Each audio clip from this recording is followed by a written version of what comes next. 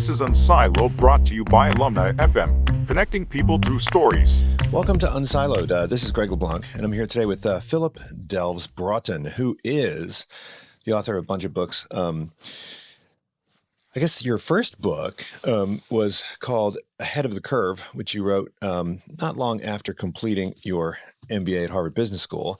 And then we have this book, The Art of the Sale, Learning from the Masters about the Business of Life. And more recently, this one here called How to Think Like an Entrepreneur. Welcome, Philip.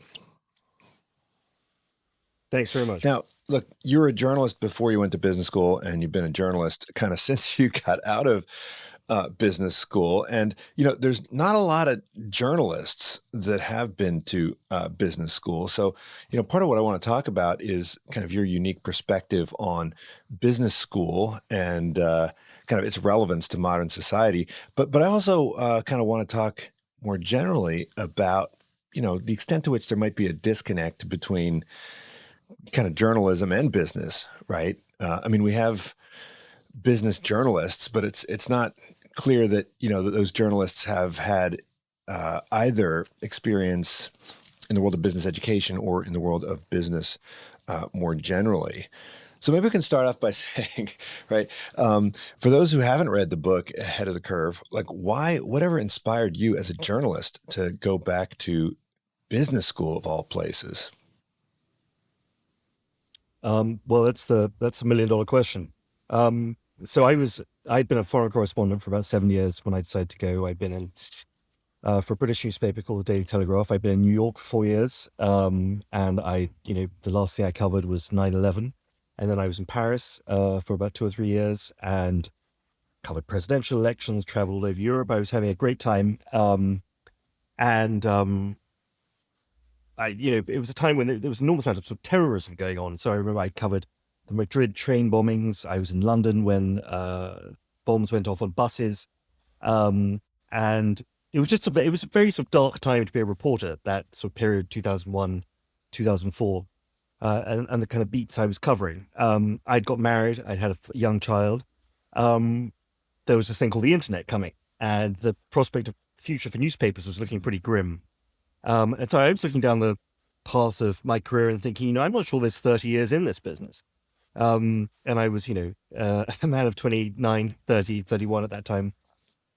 And I'd always been curious about business. I'd actually taken the GMAT when I was in New York when I was about 27, 28, just kind of for the hell of it, to have it in my back pocket. I came from a family, my father was a Church of England minister, a priest. My mother was Burmese, immigrant to the UK. Her family had had businesses in Burma. My mother was entrepreneurial. She used to buy and sell houses. So I was sort of curious. And I can, in very sort of simple psychotherapeutic terms, a father who's a vicar, a mother who's an entrepreneur. So I was a little split on the idea of, virtue and capitalism and money and God and all these things. But anyway, I got to a point where I thought it was time to scratch that itch. I was at the sort of outer reaches of kind of age. I was 31, 32, I think, when I applied. I thought, I can't really wait for this much longer if I'm going to go do this. I wanted to come back to America and have something other than having been an ex-journalist on my resume. And so I applied to a bunch of schools. Harvard accepted me, and off I went. Really with the notion that I would go into business and make some money, support my family, and have a 30-year career that's different from journalism. That's not really how it panned out. That was my plan. Right. Well, I mean, they say that the business of America is business, right? And one of the things that really shocked me at the beginning of your book, which I recently reread, was that the number of MBAs in the United States was only about 6,000 back in 1960 or something like that. Was it the number? 5,000. 1960, there were 5,000 MBAs, which to me is absolutely crazy. I mean, my father got an MBA in 1950 or so the number was presumably even smaller. And now, I mean, well, at least as of 2000, it was 100,000. I don't know what the number is now, but it's got to be even bigger. And I think of, maybe it's just a inside view or self-inflated view of the importance of business school, but a lot of us in the business school, we think that the business schools don't just teach business, they teach common sense, they teach decision making. If you listen to deans of business schools, they think that everybody should go to a business school, right? If you're going to be a minister, you should go to a business school. If you're going to be running an NGO, you should go to business school. If you're going to be president of the United States, you should go to business school. Have business schools kind of become, in some sense, the finishing school for anybody, right? If you want to be important, if you want to accomplish things, if you want to be relevant, it, does it have a body of knowledge that is kind of, more universal than most people think? Or is it kind of Well, still, just finance and blah, blah, blah? Well, I think the paradox of it is, yes, of course, deans say this because if it was so valuable, it might be cheaper. I don't know if that makes economic sense. If I suppose it's valuable, more expensive. This is not a cheap qualification Right. that these people are saying is essential that everyone has, right? So, But to be fair, neither is an undergraduate you know, degree, right? At least in the United States. neither is an undergrad. You could question the value of that as well. So who is insisting on these enormously expensive qualifications? Who is telling our young that they must, run up these enormous costs, and their parents must run up these costs in order to be somehow viable as adults? That's an interesting question. Now, I don't doubt that education is enormously valuable. I don't doubt that the things you learn in these places is enormously valuable. The question for the American system is, why the hell does it have to cost so much? Mm-hmm. Why can't there be a way, if you value the roles of these people fulfill in society, why can't you make it a little easier for them to acquire these qualifications? So there's that issue. There's also the issue of, does the study of business really have a place in the academy, in the university academy? And again, that's always a live question because the business world is full of people who've never been near a business. The business world is full of billionaires. The most successful people in business never been near a business school. And there's plenty of academics that have never been near a business, right? Right. So there's something a little hokey about the whole system. What is this pantomime that's being put on in which, the people who are best at it don't go, and the people who are teaching it have never done it. So, again, that's not the case in law school or medical school generally. The top professors at Harvard Law School are also the people you hire when you want to wrestle the presidency from your opponent, or whatever it happens to be. Great surgeons teach at medical schools. Bill Gates, to my knowledge, has not volunteered to teach at the University of Washington Business School. Maybe he's attended once or twice. The founders of Google, Zuckerberg, all these, you go on and on. So, what is it? Is common sense a graduate degree? And I'm not sure it is. Yes, finance, sure. But all these other things that they say are invaluable, I think you learn out in the real world. Would you be better off just having accounting degrees? Would you be having CFAs? There are plenty of qualifications that are required out there in the real world that the MBA is just a pale shadow of. You just offer a few sort of light versions of accounting qualifications, finance qualifications, legal qualifications. You get the kind of diet version all bundled together in an MBA. Now, that's my attack on the MBA. And there's plenty of good things you do learn, and you meet people, you network, you signal powerfully to the market this is something you're interested in.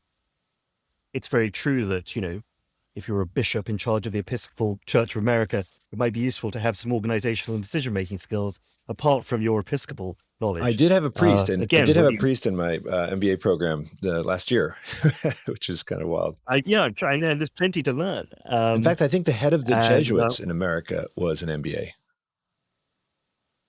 That would make a lot of sense. Jesuits are, enormously kind of worldly sector of the Catholic Church, both as missionaries, builders of schools, universities. They get things done, the Jesuits. It doesn't surprise me at all if MBAs would pop up. There were lots of Mormons when I was at business school. Mitt Romney, I think, is the most sort of famous Harvard MBA Mormon. And I think, again, it goes to the idea that, living well-organized lives is not necessarily apart from leading a spiritual life. Leading a life that's successful in business is not necessarily divorced from leading a religious life. So, that's very true. But I think there's lots of sort of questions still to be asked about the MBA, about the cost of it, the intellectual validity of it, the utility of it.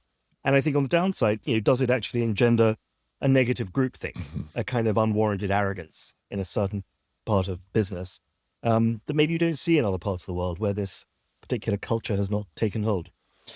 Yeah, I mean, I'm kind of conflicted on this in the sense that, when you go to a hospital, you think, gosh, wouldn't it be great if there were some MBAs in here to kind of, run this place a little better? Having doctors run it might not be best, or, law firms, architectural Well, I'm firms. horrified to tell you, I'm sure hospital groups are run by Yeah, MBAs these well, days, and that's what you're that, getting is the output of their brilliant decision making. yeah, well, that's what makes me a little conflicted about it, right?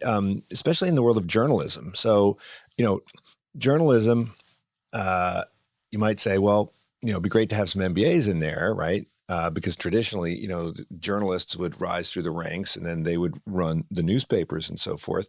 But in another sense, I think, we that's really what has happened, right? I mean, journalism is now kind of, run much more along business lines. And I'm not sure that has had, positive results. I mean, you were trying to kind of escape journalism in a way, but you kind of never did escape journalism, right? You're still involved in the world of journalism. And, do you think that it's running a newspaper like a business necessarily kind of undermines the Well, I think ethics and you're sort of slightly integrity of journalists? barking up the wrong tree. What changed was the business model. Mhm. So, Warren Buffett used to describe owning a paper in Buffalo, which I think is where he owned one, as like owning the toll bridge, right? So if you wanted to sell mattresses in Buffalo, you had to pay the Buffalo advertiser or whatever it's called. If you want to sell cars, if you want to sell real estate, if you want to sell blenders, you had to buy an ad in the paper. Newspapers were enormously, that's why the Pulitzers and Hearsts, Citizen Kane in the Orson Welles film, he was a newspaper owner. Rupert Murdoch came up through the ranks of newspaper owner. They were the tech titans of their day because in the same way that's where all the advertising money went. Newspapers were the internet of their day, right? So that changed dramatically. So you're saying, if newspapers were run by business people, well, historically they were when there was money in them, right? The moment the money left, so did a lot of the most talented business people. And, they went to Silicon Valley, or they went where the advertising revenue was going. So essentially you have a lot of newspapers. I mean, there was a huge shift. I think there was a shift to, the local newspaper industry got completely gutted. You've seen private equity funds, hedge funds go in there, and essentially they've pursued the same model, which is, you rip the last of what's there out, and it's the sort of cigar butt operations. You take the last of that advertising money out. And that's the kind of desperation of things like the Chicago Tribune Group, a lot of local papers. But on the other hand, papers like the New York Times, the Journal, the FT have made this transition to kind of global markets of readership. They've shifted their advertising to a digital model. They've gone along in sort of conference business. They're very different businesses today to the ones that were. So yeah, you have seen this massive reallocation of resources. I'm not sure any MBA could have stood in the middle of that oncoming rush and changed that trajectory. But you have interesting organizations like ProPublica that do investigative reporting that's essentially a non-profit model. So MBAs are not the solution to the end of the newspaper business. They can, that's not to say they can't be hugely significant and creative in running businesses that have, fundamentally sound business models. But newspapers, local newspapers in particular, ceased to be that about 20 years ago. Well, I mean, I guess the question is, do business schools, primarily equip people with the means to better achieve their goals, or do business schools necessarily kind of change the goals of the people, right, once they're there?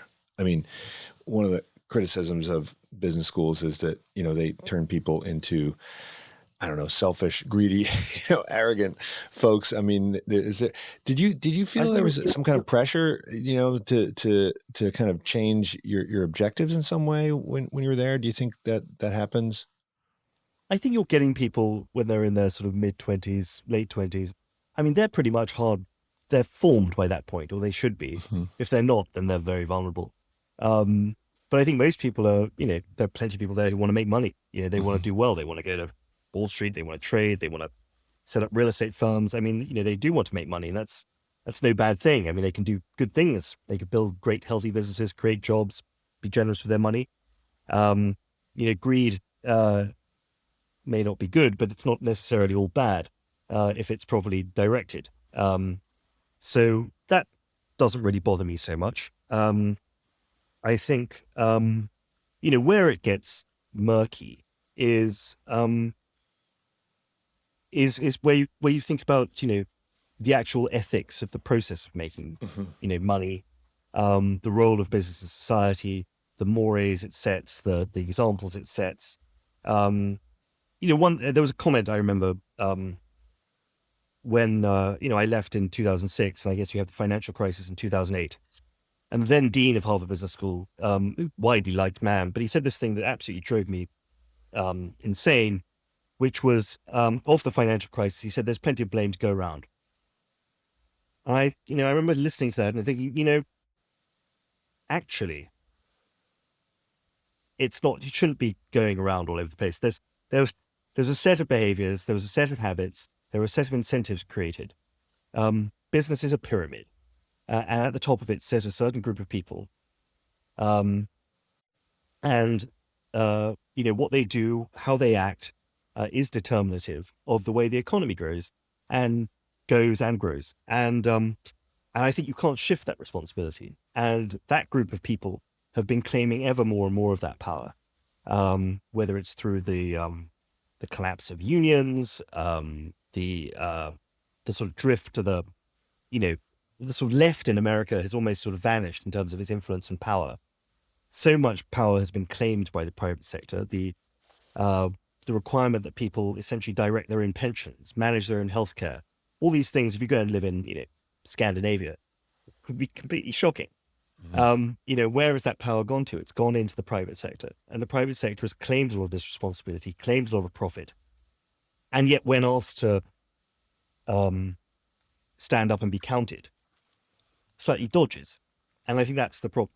It's not about greed in itself. It's about willingness to take responsibility for what you're up to.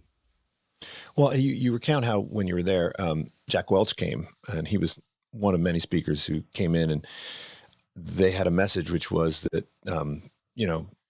forget about government, right? Focus on business. But at the time when you were there, the president of the United States was a Harvard Business School alum, right? George Bush. So do you think people who are kind of the folks who go to business school, those people who aspire to success, they've given up on the public sector? I mean, there used to be a model where people could work in the public sector and then rotate into business, or maybe they would be successful in business and then kind of rotate into the private sector. And of course, we still see plenty of this, but it doesn't seem to be the ambition of a lot of the young people who go to business schools. Well, it's not the ambition. I guess you have to look at the output, right? You're absolutely right. There are a lot of good people who go back and forth. Mitt Romney's name came up earlier. There's a man who set up Bain Capital. He's now the senator from Utah. He was a governor. He's done also run for president. Mike Bloomberg was in many ways the model of what a Harvard Business School graduate could be. A man who set up a world-beating business, the only great tech firm formed on the East Coast. The only great tech fortune of the East Coast. And then a 3-term mayor, given enormous amounts of money away in very thoughtful and impactful ways. A great example there. But yes, you do have to ask yourself, is the best talent going into government in a substantive enough way? Now, it's one thing for, great people to go and spend 2 years in the White House. But that's not the same as spending 25 years in the Department of Commerce, right? It's not the same as being a State Department official, all these kinds of things. So again, to your point, all these business school deans saying everyone should get an MBA. Yeah, but then if people come out of it can't afford to actually go into public service, then what exactly are you saying? The Jack Welch point about, trust business rather than government. I mean, I don't want to speak ill of the dead, but look what happened to GE in the post-Jack Welch years. Again, it wasn't all his fault. But if the American government looked like GE over the past 30 or 40 years, we'd be in terrible shape. So it's a bogus, arrogant argument it could only be made by someone, who's landing his private jet on Nantucket. Mm-hmm. Well, in your book on sales, you actually reference a couple of folks who you wouldn't normally think of salespeople as salespeople. I mean, you mentioned the Dalai Lama, right? And you mentioned kind of Nelson Mandela, and I think it was in the entrepreneurship book you talk about kind of Obama as a political entrepreneur. And that book on sales, I found it fascinating when I first read it because it had never occurred to me that sales is a topic that we don't really teach. I mean, we academics, we leave it to the Tony Robbinses of the world, right? I mean, it's almost like it's almost like something that leaves a bad taste in your mouth. I mean, it's P.T. Barnum, right? I mean, it's Ron Popeil. I mean, you interviewed and talk about all these folks. Dale Carnegie. No one ever assigns Dale Carnegie as a textbook in a business school. My grandfather, he was friends with Dale Carnegie, and he started his own. He was the head of sales for Hoover vacuum cleaners, and at the time they had a, door-to-door sales, salespeople and so forth. And then after being head of sales, he went and created his own kind of sales training institute, kind of like Dale Carnegie's, and that's the sort of thing which I think most business people and business academics kind of look down on. But at the end of the day, companies rely on salespeople. Why do you think sales has such a sort of, well, I can't say it has a bad rap. It only has a bad rap among certain people. Among ordinary people in the United States, sales is kind of the religion of America. I mean, I said business is the business of America. I mean, like sales is really more like the religion of America. And these sales oriented organizations like Amway, as you point out in the book, I mean, they're almost like religious organizations, and they've taken their cues from the evangelicals in terms of how they go out and acquire new recruits. Well, yeah, I mean, my father was a missionary. The work of a missionary is to salesperson, convert. selling religion to the heathen, right? Selling God, selling the Church of England. In a Muslim country, which was challenging to say the least. Yeah, I mean, you're exactly right. I mean, people are squeamish about sales. And again, I think I said in that book Peter Drucker, the great management guru, said, all businesses, you create a product and sell it, and the rest is detail. And in many ways, he's right. All the lawyers and accountants who pile in saying, well, you got to fill out this form and that form, they depend on someone having a product and the ability to persuade other people to buy it. That's what it's all about. And yet there is fundamentally this squeamishness that sales is somehow about deceit. I think it's very interesting that culturally, when the kind of, when artists approach the world of business, they often describe salespeople. So we think about, Death of a Salesman, Glengarry Glen Ross. These famous depictions of business are all about salespeople. American Beauty, is it Annette Bening who plays a real estate saleswoman, sort of standing in the mirror staring at herself. It's both that kind of the desperation to achieve the dream. It comes alive in that sales process, the kind of the brutal relentlessness of it, the hotel rooms, the loneliness, the abandonment of your family, the way that if you don't sell, you don't get compensated, and you've got to go home and tell your family, I didn't make any money today. That's just incredibly depleting and awful state of affairs, and yet it's very present in American drama, in film, in books. Salespeople are very dramatic characters. It's very life or death, and I think a lot of smart people like to think they're sort of too good for sales. Or you'll hear people say this thing is like I'm not very good at selling, and they expect to be regarded as virtuous for that because it suggests that you're honest. You're too honest to sell. That sales is a form of kind of deceit. I think there's a lot of that in the culture, and a lot of that's certainly the higher up you get. But then, of course, as I say in the book, it's like, all politicians are salespeople. A campaign, that very term, there are two uses of the word campaign. Either it's a military campaign or a political campaign, but the political campaign is all selling. It's relentless selling. It's retail politics, they call it. The glad handing. And yet we don't really think about presidents as, or if we do think of them as salesmen, again, it's belittling. It was a term often used about Bill Clinton, Slick Willie, the slickness was his salesmanship, right? No one ever called George H.W. Bush a great salesman. Reagan was perhaps a great communicator. Obama was a terrific and relentless salesman, a peddler of a message. of change. The Dalai Lama, if you read about him, he's an artificial creation in many ways. When he left Tibet, he was a scholarly monk speaking the Tibetan equivalent of Latin. He learned English. Did Richard Gere did not want to have anything to do with the 1963 version of the Dalai Lama. The Dalai Lama, who now attracts crowds in Central Park, speaking about happiness, about meditation. He's hit on a zeitgeist, and he's very popular. Mandela learned Afrikaans so he could get on with his prison warders. And when he came out, he made it his mission not to scare the whites, who had been terrified of him. The process of reconciliation in South Africa depended on the whites transitioning power and not being terrified of the prospect of what would happen next. And Mandela created that bridge, and that was an act of salesmanship. And that's no bad thing. So I think trying to think about sales like that is very important. That doesn't mean that, there aren't all kinds of nefarious things that goes on in the credit card industry or the low end of the real estate industry or the car sales industry or whatever it is. But sales done properly with a proper mission, with some kind of integrity, is nothing more than a recognition of how to communicate to people and how to understand their desires, their fears, speak to them, and toggle them with your own. And that's not a vicious activity.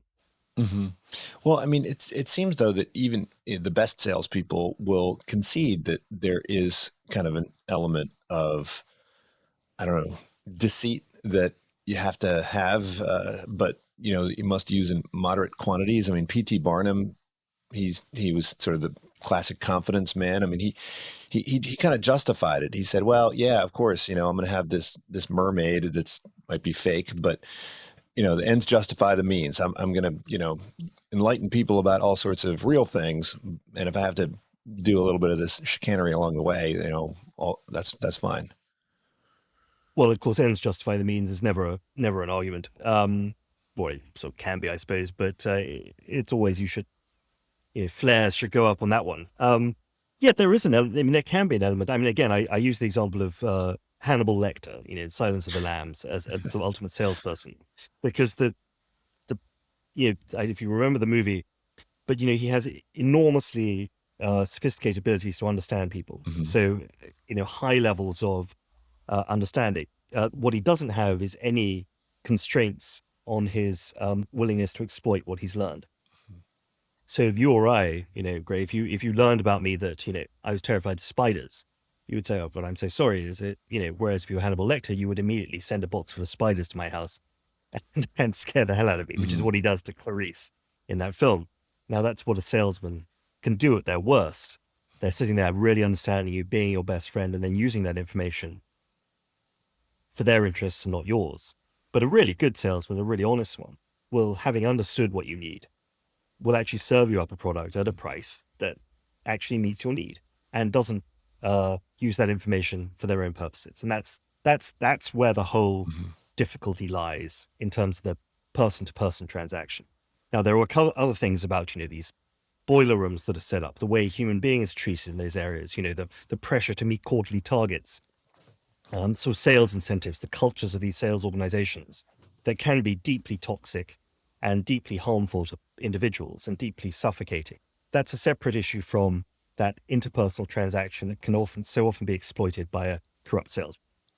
Well, but this idea of sales, I mean, it's more pervasive than just simply, selling a product. I mean, I think part of the point you're making is that, in America, you can't avoid being a salesperson, right? If you want to ascend to the corporate ladder, you have to more or less, be in selling mode. If you want to survive in any capacity, you have to have these underlying attributes of, confidence and resiliency and so forth. And, I think that's particularly true in the United States where, you can't just expect to, automatic promotion or automatic kind of escalation as part of some, hierarchical, or, I mean, there are some where, you do your 3 years and you get promoted and then you do your next 3 years and you get promoted. I mean, in the United States, at least, you have to always be kind of on the hustle to some degree. And I think that's why, sales and self-help are more or less conflated in the popular imagination, right? I mean, all these self-help books, all of these self-help seminars, all of the books that are, targeting people who are frustrated in their career and their life. I mean, they're really just using the sales playbook, right? Well, yeah, I mean, you live, well, I do, I'm a US citizen. We live in a brutally competitive society. What can I tell you? This is not Denmark. This is not Sweden. There is, the safety net is riddled with holes. And again, to this point of who sets the standard, who sets the expectations. If you've got a world where people are living to the expectations of sales organizations, yeah, I mean, that's a dark world indeed. Yes, the self-help culture is, of course, very much built around this idea of there is an ideal person Mm-hmm. who is the product of a lot of these sales and self-help books. It's someone who is, gets up early in the morning, exercises, brushes their teeth, puts on a clean shirt, goes to work, has this kind of eager beaver mentality, wants certain things in life, which is perhaps antithetical to someone you might find in a university faculty. Again, to go back to the point of MBAs, is like you have a system with tenure, which again is completely hostile to the notion of most businesses. Mm-hmm. So, that's point number 17 about why business schools might be questionable in some way. Yes, but tenure and sales and constant quarterly achievement are two ideas of complete polar opposites. And it is brutal.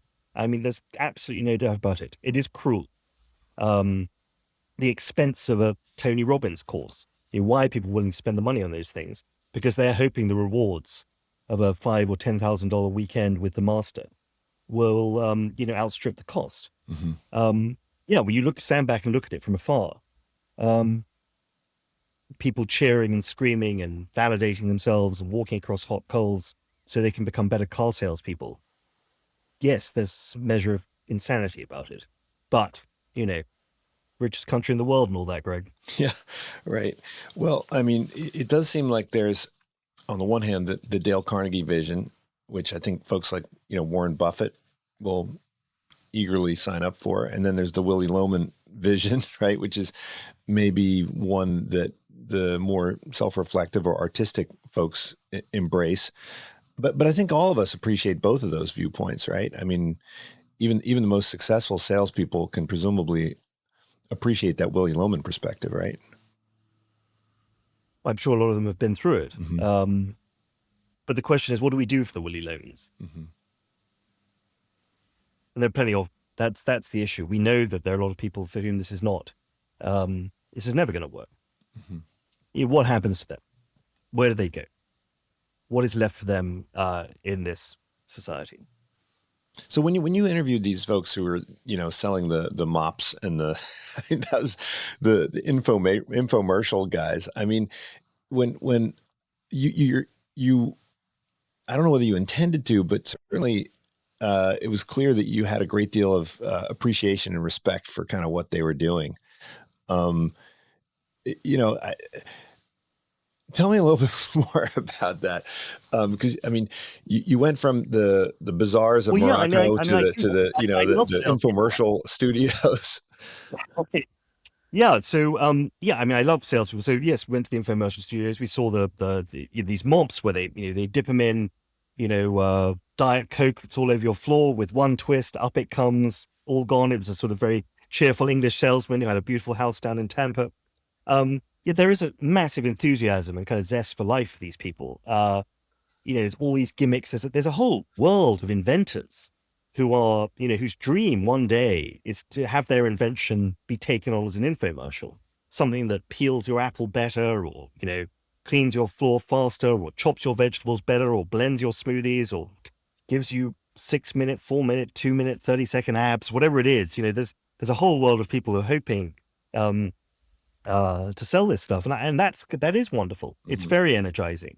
My God, it's the opposite of the big corporate consumer packaged goods innovation hub, where there's sort of 100 PhDs all struggling to reinvent toilet paper for 6 years, and then there's a marketing plan and all these things. This is the opposite end of things, and it's very inspiring. These are people often without that sort of high level of education.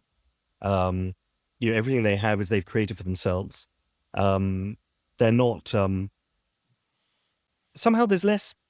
There's actually a feel of more honesty about it. Uh-huh. I would say that being sold something by an MBA is a more distasteful experience than being sold something by someone at sort of 11 p.m. on the QVC channel, where you see the thing being chopped and diced. It's not being hidden behind reams of spreadsheets. It's not being buried in some, long document that you tick and accept.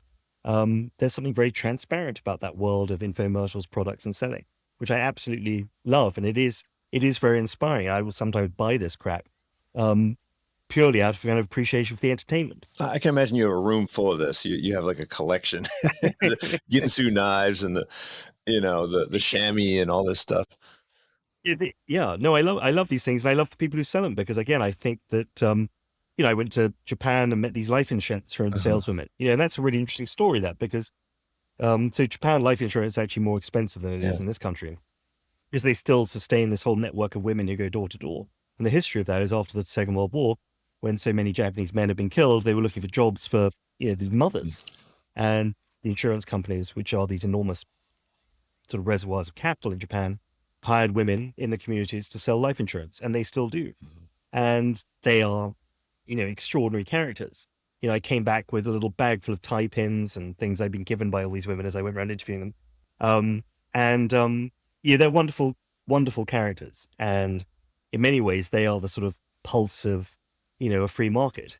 Mhm. They have a very clear objective, which is to make it. Originally, they were widows. They were making a living, support their families. They were selling a product that felt important at the time. There's no sort of guys playing golf and eating a steak and selling each other crappy financial products about this. This is very pure Mhm. in that sense, and I like that. My grandfather, I think he would, when he was selling vacuum cleaners, they would go to the person's house and once kind of they got their way into the front door, they'd kind of dump some dirt on the rug, and then hoover it up, and that was sort of how they made their sale.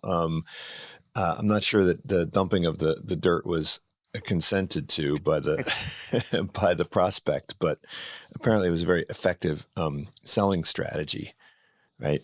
Yeah, no, I think there's a there is a view of a lot of these things that these are games between consenting adults in a capitalist economy. You're Mhm. trying to sell me your thing, and I'm either trying not to buy it or saying, okay, I'll do that. But and when it's like that, I think that sort of all is fair in love and capitalism. It's when things aren't like that that it Mhm. gets very, very dark. Well, I think the characteristic that predicts successful sales, you mentioned in the book, is a capacity to deal with failure, right? And so a lot of these workshops, right? A lot of these sales training programs are really about helping people to become kind of comfortable with failure. And it's unclear the effectiveness of these programs, but clearly those folks who have that capacity to deal with failure are going to be more successful in sales, but they're also going to be more successful in other areas of life, right? So in your book, How to Think Like an Entrepreneur, you talk about some of the characteristics of successful entrepreneurs, and it boils down to this kind of resilience and persistence. And you know, do you think that this guy, do you after, I mean, it was unclear from the book the extent to which you thought that these characteristics were ones that were made, or, you're either born with them, or, you can acquire them through life, right? Can, say, business education make people more resilient? Can it make people more comfortable No, with failure? I mean, well, you mentioned this. but you're talking about an MBA. An MBA does nothing for those traits. Okay.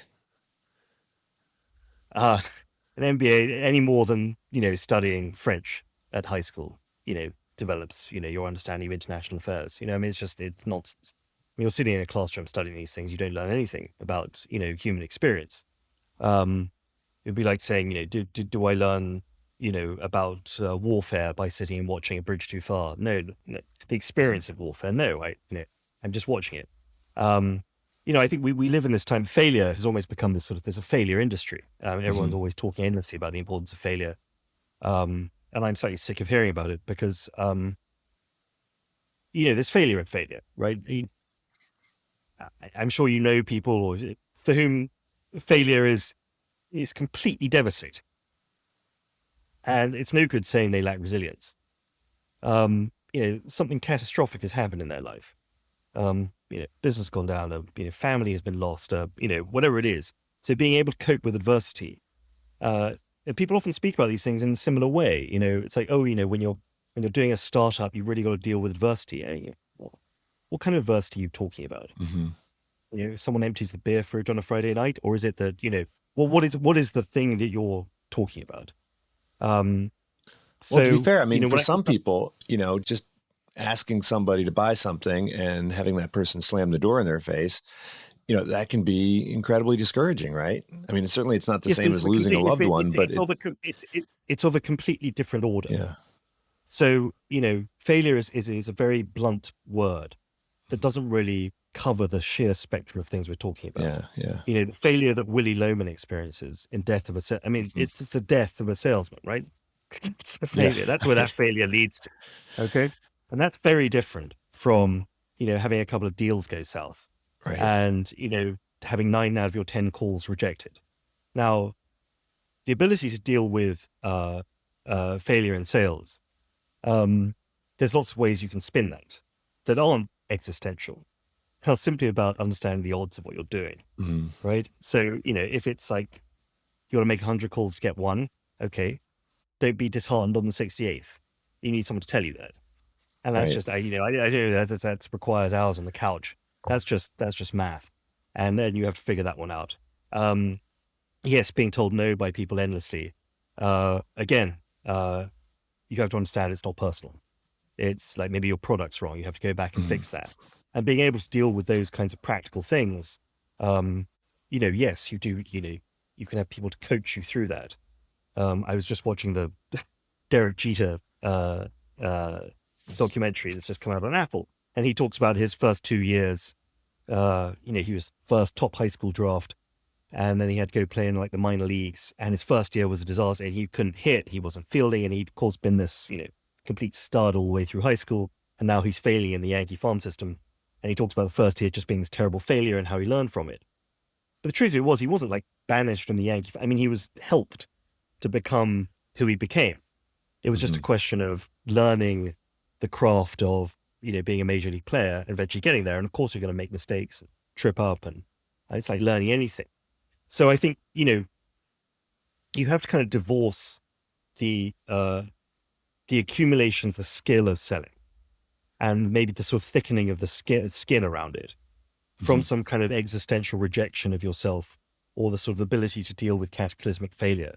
Because again, we have to sort of get this right, the kind of nature of the failure we're talking about here, and be very specific about it. Because otherwise, I think it's very, it becomes sort of very hollow and meaningless term.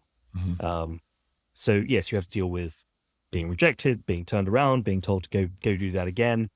You have to deal with quarterly pressures. You have to learn not to take things personally. You have to kind of think about what's going on in the other person's mind. You have to understand, what's going on in their day, not just focus on yourself. And all those things I think you can learn. You can only learn in the field. You cannot learn them in a classroom, which perhaps is one of the reasons sales isn't taught at business school, because this is one area where you can learn models, you can learn processes, you can learn scripts, you can learn, persuasion, but you cannot learn, 5 p.m., 10 rejections. You're sitting in Des Moines, 2,000 miles from home, wishing you were back. That experience can only be experienced. Well, we may not have classes in sales, but we do have classes in entrepreneurship. And, you have some thoughts on that. But, if we think about the typical business school experience, I mean, even those small failures, I'm not sure that, business schools, at least today, even get people comfortable with them. Perhaps when you were in business school, which was 16 years ago or so, there may have been a little bit more of this. But, my experience is that, students don't want to be told that they're wrong. They certainly don't want to get an A minus, like they've gone through life, stepping from success to success to success, being at the top of their class and so forth, and getting all good grades and accomplishing this and accomplishing that. And that's what's on their CV. And then when they get to business school, right, they just want to keep stepping from success to success. And I'm not sure that they're really interested in, I don't know, being told that they're, their arguments are deficient, or that their their beliefs are weak or inconsistent. I mean, did you find? I mean, part of the job, of course, we have this phrase at my business school at Haas, which is confidence without attitude, and so the goal is to like simultaneously somehow ratchet up people's confidence and their humility at the same time, right? Which is, it sounds hard and it is hard. I mean, to what extent can you, in that environment, do both of those things, right? Provide people with the confidence that they need to overcome obstacles, while at the same time, giving them enough humility to see their weak spots and their weak links. Well, I mean, that's a vast question. It's like, is that the job of a, graduate school in business to essentially be reconfiguring the personalities of the people who enter your school? Yeah, I mean, it's a character question, right? I mean, we don't use that word. We never talk about it. People are It's basically ashamed when they basic level, talk about character, but it's kind of what a it is, right? if you're providing a good education, in the subjects which people have come to learn, that should render them confident, right? The reason you wouldn't be confident coming out of Haas is if you felt that you hadn't learned anything and the world didn't want you. You'd just gone and spent your $150,000 or whatever it costs to go to Haas these days, and you were coming out of it with nothing. If you're coming out of that still incredibly confident, then perhaps you had a particular personality that maybe didn't need Haas in the first place. So, I don't know whether the Haas can be the modulator on confidence and humility. Now, should a business school on the humility side of it, should you be telling people Haas is not the Willy Wonka golden ticket to, billions? Because it obviously isn't. It's a ticket to something, right? But it's maybe not the ticket to, world supremacy. It's the ticket to a better career in business than perhaps the one you might have had without going to Haas. So, I think there's an enormous amount of language that you hear in not just in, business schools. I mean, I always see those commencements and people who get up and give these great speeches. I'd scrap those. If, the idea that, this enormous sort of propaganda around, what people are capable of achieving, greatness that waits for them, all this kind of nonsense. Life is perhaps a more mundane experience. So I think there's all kinds of ways that you could attack that particular problem, but confidence will come from a good education. The humility will come from not being sold a bill of goods, I think. As to whether or not they can take getting a B rather than an A, again, I'm not sure that's your problem. Well, we just had an alum from one of my schools from Berkeley, Haas, this guy Sonny Balwani, right, who is Theranos. Theranos guy, and nobody at the school is bragging about him, right? And he's, I mean, I feel like business schools ought to talk about their failures like that, right? Wharton ought to be talking about Michael Milk and his missteps, right? They ought to be talking about Raj Rajaratnam, his missteps and how he went to jail and stuff, right? They shouldn't sort of downplay it. I mean, did you get that experience at school, right? Saying, hey, Enron was the thing that sort of loomed. Yeah, that's right. Jeff Skilling. You talk about Jeff Skilling in the book. And then I think they would. So there were cases, but they were sort of largely buried, I think, by the time we. So we did talk about Skilling, and then of course there was the financial crisis. There were lots of sort of HBS people kind of all over that one. So yes, people they did talk about characters like that. But again, as you said, business schools will claim credit for their most famous alumni, but put a very large body of clear water between them and the ones who go to jail. So perhaps the truth is that business school doesn't really create these people. These people come with appetites, ambitions, greed, fundamental human natures. And Haas or Harvard or Kellogg or whatever a tuck put a little rocket fuel under it. But that's it. These business schools can no more claim credit or discredit, if that's a word, for their actions than, whoever taught them fourth grade piano. Well, at the end of the book, ahead of the curve, after graduation, you went around and met with some of your classmates and kind of asked them to reflect. And there was a comment in the book about, you speculating about your 10-year anniversary and what that would be like. And, I think probably the most important thing is what you have kind of bouncing around your head 10 years after graduation or so. I mean, I run into some of my students from 10 years ago and ask them about their experience. And, it's very different from what they say when they are, in school. I had a cousin who went to West Point, and I remember when I went to visit him at West Point, and he said, "Oh, this place is absolutely terrible," And then, of course, after he graduated, he was like, "Best years of my life." And so, when you look back at the impact that kind of business school had on you, right? What's kind of left over, right? What's the residue?